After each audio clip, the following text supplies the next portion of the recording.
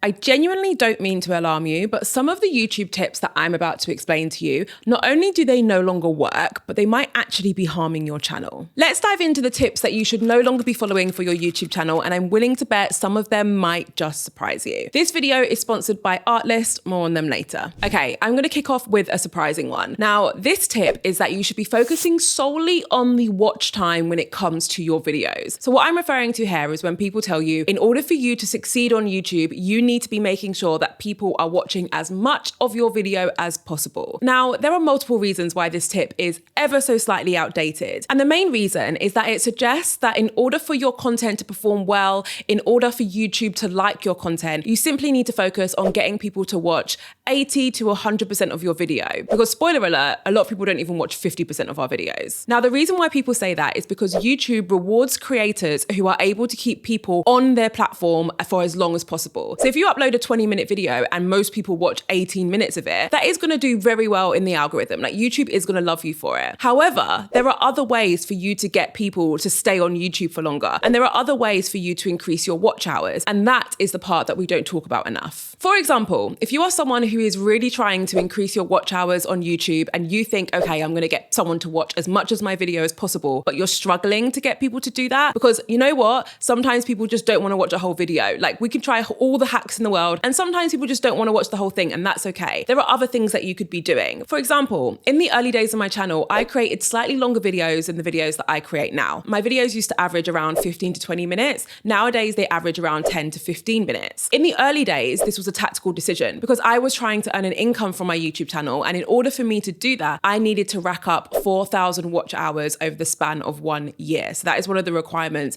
in order for you to join YouTube's partner program and earn an income through your content. Now, I very quickly noticed that my style of content means that people don't often watch the entire video. So instead of trying to get people to watch more of it, I switched tactic and I created longer videos, because if I had a 10-minute video and I got people to watch 50% of that video, that means that they would have watched 5 minutes of my content, which is great, right? If I had a 20-minute video and I got people to watch 50% of that video, that would mean that they watched 10 minutes of my content. 5 minutes versus 10 minutes, I think we all know which one we would prefer. There is a huge caveat when it comes to this tactic though, and that's that you shouldn't be dragging out your content to try and fill some space. Because if you find yourself just elongating content with like filler words and pointless scenes, you'll notice that it'll be even harder to rack up good watch hours, because people are going to get bored and drop off your video because the pace isn't going to be as quick as they need it to be. Another thing to keep in mind when it comes to the new way to rack up a good amount of watch hours is to explore using chapters. And people have such a love-hate relationship with chapters. And if you don't know what I mean, if you hover over this video right now, you'll notice that there are little titles throughout my video and all of my content is broken down into different sections. Those are chapters. Now, the user behavior on YouTube has changed over the years, and I believe that chapters are even more useful now than they ever were before. Let me explain. Previously, creators didn't like to use chapters because they felt like it encouraged people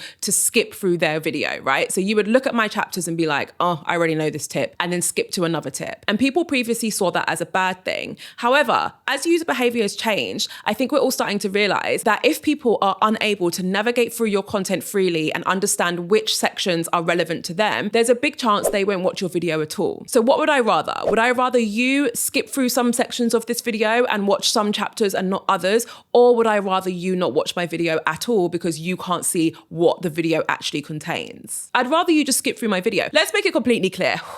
Just realized what I've just said. I would rather you watch the whole thing, not just for me, although it would help me, but also for you, because throughout this entire video, I share a lot of tips, tactics, and advice that has helped countless creators launch their YouTube career. So I do want you to watch the whole thing. But if you're not going to do that, then I want to make it easy for you to navigate through my content as well. So if you're not using chapters yet and you've been avoiding using chapters, maybe now's the time to try them out. Okay, let's talk about the next tip that I am no longer following. This tip is all to do with your intro. I'm smiling to myself because recently I rewatched my first ever YouTube video, which at the time of filming is still the trailer to my channel. So you can go ahead and watch that if you want, just be warned, because you know, it was my very first YouTube video. And when I was watching that video, I was like, oh my God, I've still got that trailer. So if that sounds like you, you're in the right place.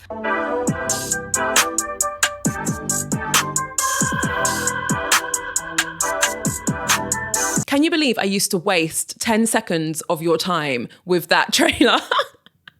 I used to be like, hey guys, I'm going to teach you something, but first watch me pack some boxes and just do absolutely nonsense to a song for a few minutes. Look, trailers and intros to your videos, they used to be it. They're not so much anymore because our attention spans are even shorter than they were a few years ago, mostly thanks to the rise of short form content, but they're very, very short now. So even on a platform like YouTube, when someone might be sitting down to watch a longer video, you still need to hook that person into your video within the first like 30 seconds of your video starting. You feel me? And the way that you want to do that is not by showing this intro video that usually focuses on you, the creator. Instead, you want to say something or do something that is more designed to hook them, the audience. Like your intro should be focused on your audience, not on you. Let's take the intro for this video, for example. Did you notice that I started the video saying that I genuinely don't mean to alarm you, but some of the YouTube tips that I'm about to explain to you, not only do they no longer work, but they might actually be harming your channel. That is completely based on you. I didn't start the video by saying like, hey guys, so, I really fancied talking about this today. And, I just thought it'd be really fun for me because I really like talking about YouTube and it's my favorite thing to do and blah, blah, blah. Like, that's not what I did. Do you know what I mean? I focused on you and hopefully that worked. And I'm willing to bet it did because you're still watching me now, so.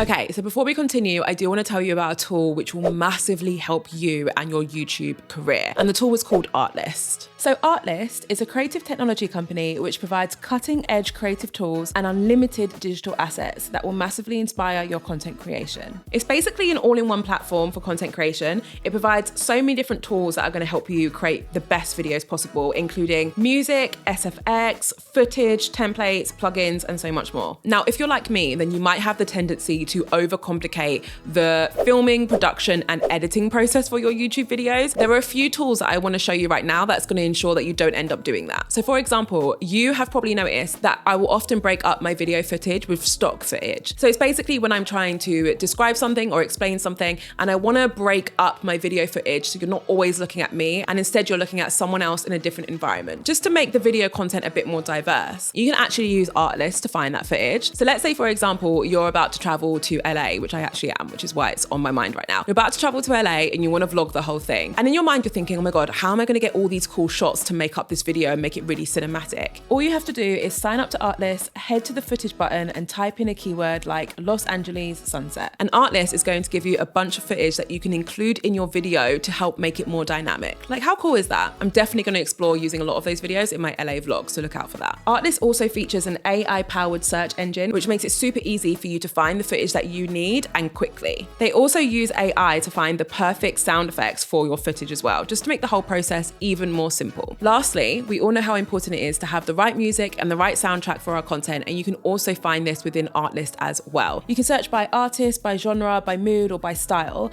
and the easy to use interface makes it super, super quick and simple to find your perfect track. So it really does give you all of the tools that you need to take your content to the next level, but to do it with ease. So if you feel like checking it out, which I'm sure that you do, head to the link in the description for 2 months free off of all annual subscription plans. Okay, another outdated tip that I really want everyone to stop following is to avoid sharing shorts because it will impact the quality of your audience. This is an old school thing that people used to say. I mean, shorts has only been around since, I think, 2020. I mean, as old school as it could possibly get in the world of social media. But people used to say that you should not share too many shorts because if your shorts take off, you'll end up gaining an audience of people who don't want to watch your longer videos. So people used to say that the quality of the audience that you gained from shorts was a lot worse. Now, what I will say is that genuinely, when you gain a huge audience from short form content, full stop. So whether it's on YouTube, on Instagram, on TikTok, whatever, whenever you gain an audience purely from your short form content, there is a chance that that audience doesn't know you as well as people who watch your longer form videos. Of course, there's a chance because maybe they saw 30 seconds of your video or maybe they saw a few of your videos in a row. That doesn't quite stack up to someone watching 2 20-minute videos from you. Obviously, they're going to know you better when they watch 2 of your long form videos, 100%. However, it is wild for us to ignore the opportunity to reach new people, bring them into our audience so that they can eventually watch our longer videos purely because there's a chance they might not watch them straight away. That's not worth it in my mind. Shorts are an incredible tool for us to reach a broader audience beyond the audience we're reaching with our longer videos, right? It's a great tool for that. So as far as I'm concerned, the benefits of that far outweigh the negatives. That when you pair the fact that it becomes so easy to repurpose your content for shorts, whether it's from other platforms, as long as you don't have a watermark. Never have a watermark on your videos if you're going to repurpose them for other social media platforms. But it becomes super easy for you to repurpose your shorts, to upload them in bulk to your YouTube channel and just see how they perform over a period of time. It's such a simple thing for all of us to do, which may result in us gaining 100 new subscribers. Amazing. So what if 20 of them only watch our shorts? Who cares? 80 of them might come and watch our long form videos. And the last point I'll make regarding this as well is to think about the end goal, because if you are someone who wants to earn an income through your YouTube channel and you are worried that you're going to gain an audience through your shorts who aren't going to watch your longer videos and therefore you're not going to earn an income, then I want you to flip the way that you think about that, because YouTube's partner program, which is the program you need to join in order to make an income from YouTube, is actually open to shorts creators as well. So if you accumulate 10 million views on shorts over 90 days and you have over 1,000 subscribers, you can also earn an income from your YouTube shorts. So there are two ways for you to earn income now. So even if you do end up becoming a YouTube shorts creator and that is where most of your views come from, you can still earn an income that way. All right, shall we ruffle some feathers with the next one? The next tip that I don't think anyone should follow anymore is to niche down. Yes, I know, I've joined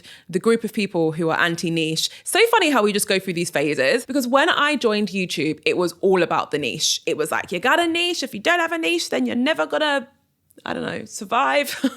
It was all about niching down, and things have very much changed and evolved over time. The way I like to think about niching is to actually get to the essence of why people told you to niche down in the first place. The reason why niching down was ever a thing is because when you niche down, you get really specific with who your audience are. So you having a niche, or let's take my niche for example, like I'm niche down 100%. My niche is all about entrepreneurship, social media, and content creation, right? That means that I have a very, very specific audience who I'm speaking to. It's you guys. It's very easy to create content for you because you're so defined in my mind. Like I have such a clear idea of who you are. Therefore, not only does it make it easier for me to create content for you, but also it makes it easier for you to find me because all of my content is for you. So once you find one video from me and you look at the rest of my content, you realize, oh, all of this is for me. I'm going to go subscribe to this person. Niching down in that way, 1000% helped me in the early days of my journey. So I'm not going to sit here and pretend like it didn't. But what I will say, and what a lot of people don't realize, is when I first started on YouTube, I had a broader audience than the one that I currently have now, the one that I just described. I actually used to create content about e-commerce because I used to have some bag boutiques and a swimwear boutique and all that kind of stuff. I still have those videos up, to be fair. I used to create content about e-commerce, and I therefore used to speak to a slightly broader group of entrepreneurs. And over time, my YouTube analytics clearly told me which group of people were responding better to my content, and I used that information to niche down further. So how's that changed, and what's the advice that you need to follow now? Nowadays, especially on YouTube, you don't need to start with a niche at all. What you need to start with instead is a clear audience group in mind. Now, this group of people that you are trying to speak to, they may be similar to each other because of their interests. And then you might end up realizing that you do have a bit of a niche anyway, kind of like what I did. Or you might realize that they're similar to each other because of their life stage or because of their heritage and their background. There could be so many different reasons why you've grouped these people together and why you are trying to speak to them through your content. The most important thing is that you understand who they are, because once you do, all you have to do is create content for them. And that might mean that you only speak about certain things. That might mean that you speak about life as a whole, but you speak about it through the lens of that group of people. You speak about it through the lens of millennials who are incredibly eccentric and creative, or you speak about it through the lens of young Gen Zers who are just trying to figure out how to navigate world of social media. Like, there are so many different groups of people out there. A lot of the time we end up speaking to a group of people who are very similar to ourselves, which works really well as well. But the most important thing is that when you create content, you create it for them. It doesn't have to be about one specific subject. It just needs to be for them. If you want to niche down later in life, like I ended up doing, that's totally fine as well. Look at your analytics and it will clearly show you which videos are performing best for you and which videos your audience respond to the most. You can use that information to then niche down even further. But the point is that you don't need to. All right, so the next tip that I don't think people should be following anymore is to only create YouTube videos for views. So this is basically when you are picking a YouTube topic, you're planning your video, you're doing everything based on on optimizing it to reach as many people as possible. Like that's your whole shtick. You're like, I just want to grow, I want to blow up, I want to go viral, yada, yada. Now, there are multiple reasons why I don't think this is the best route or strategy for most people. I actually filmed a video all about like the negative side of going viral. I'll link to up here that I feel like you'll find really interesting. So I recommend watching that. But in a nutshell, if you optimize for views and you go viral too early in your YouTube career, you might end up in a situation where you are boxed in to talk about one specific thing because you gained all of your audience from that one video. So that can end up hurting you in the long run. Or there's a chance that you go viral and you haven't had enough time to build a catalog of videos in the background. So you go viral, but you don't necessarily get a lot of new subscribers because yes, you've got a lot of new people watching that one video that blew up, but when they look at the rest of your content, there's not much there, right? A lot of people don't realize that that's actually quite a negative thing to happen. And you actually want to end up uploading that video that gets a lot of views a lot further along in your journey, right? You want to be a little bit more seasoned as a creator. All of those things aside though, there's another really big reason why optimizing for views and views only can actually hurt your channel. And that reason is that it prevents you from optimizing for engagement. So views and engagement are two different things and they often require two completely different approaches to your content. Let's take my channel for example. If I'm going to create a video that I want to get a lot of views, I kind of know what it needs to be about. It needs to be about one of the big social media channels, ideally about some changes coming to social media, or maybe it's like a big like strategic video when I'm going to teach someone how to grow or achieve something. Kind of like this video, to be honest. Like this video is optimized for views. Now, if I'm going to create a video that's optimized for engagement, it's going to be a lot different. It's probably going to be more vlog style where I'm showing you more of the behind the scenes of my business and my life. It's going to be more relaxed and chatty. The pace is going to be different. I'll link to an example of one up here so you can see what I mean. Those are two very different videos. Now, the thing about videos that are optimized for engagement is that they don't usually get a lot of views. They don't. They get a lot of engagement because that's what they're supposed to do, but they don't get that many views. So a lot of us don't create them because we're like, well, you know, they're not helping me grow or they're not helping me get views. So we tell ourselves that they're not actually useful to us simply because they're not helping us grow and get views. But a healthy YouTube channel gets views and engagement. You kind of need to balance both. And I will be completely upfront with you and tell you that I've known that this is something that I've needed to do for a while, but I'm only just getting in the flow of doing it. Like it's not an easy thing to create video content knowing it's not going to perform as well as your other content. But when you see the engagement, it definitely reminds you why you're doing it. Last but not least, I don't think we should all be focusing on only using one tool to research topics and ideas for our videos. Previously, a lot of us would either use TubeBuddy, that's what I use, or vidIQ. Both great options, right? Those are third-party applications which allow us to do things like research trending topics and find keywords for our videos, which increase the chances of our videos appearing when others are searching for content on YouTube. These are all really useful things for us to be able to do. And those are both very, very good tools to use. My God, guys, I'm so sorry, but someone is drilling or something near me and I am praying it is not being caught up on the mic. But at the same time, it is throwing me, so I just need to refocus. Now, whilst those tools are great, sometimes we focus so much on those tools that we ignore some incredible other tools that we could be using. Two that I'm going to talk about today are both completely free. So there's Google Trends. Google Trends is like an OG one of my favorites. Google Trends is basically a website which allows you to research the popularity of certain search terms that people are entering into Google, right? So you know when you go into Google and you type like healthy lunch recipes, right? It's gathering all of that data. It's going to tell you how many people were searching for healthy lunch recipes. It's going to tell you that information by country, by date range, etc. The way that I like to use it is to search for YouTube video topics. And then I like to filter it so that I'm looking at the data from worldwide because my audience, you guys are located everywhere.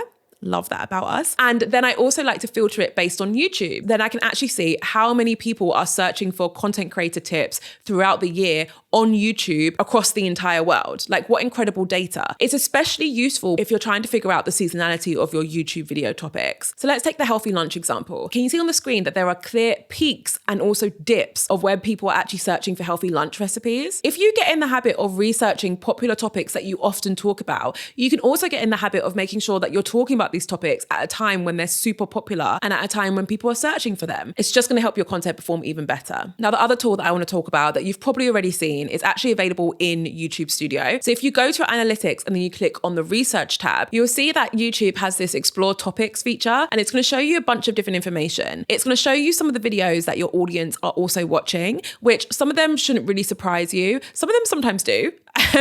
But you know, it's still interesting information to know because it gives you a good hint as to what your audience are currently looking for and what they're currently engaging with. It will also show you what your audience are searching for, and it will show you any content gaps as well, which you might want to fill with your new content. Okay, that is the end of my tips. I would love to know which one of those you found the most useful or maybe the most surprising, if you can let me know in the comments. Don't forget that you could check out Artlist via the link in my description. If you feel like hanging around, I recommend watching this video. It's all about the things that I wish I knew before I became a YouTuber. Thank you so much for watching. As always, can't wait to see you in my next video.